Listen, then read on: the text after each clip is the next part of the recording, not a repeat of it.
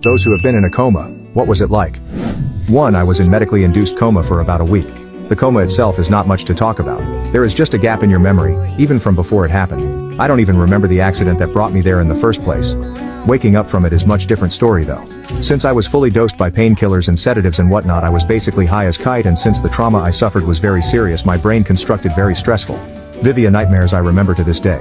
2. I was in a very short coma, 6 days after a brain hemorrhage. I recall nothing during the coma. I have a fuzzy understanding of my first week or two after waking up, having pieced it together by the stories I was told.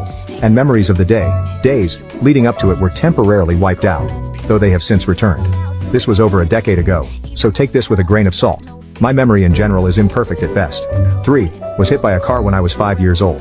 Ended up with toxic shock syndrome and went into a coma for 4 months.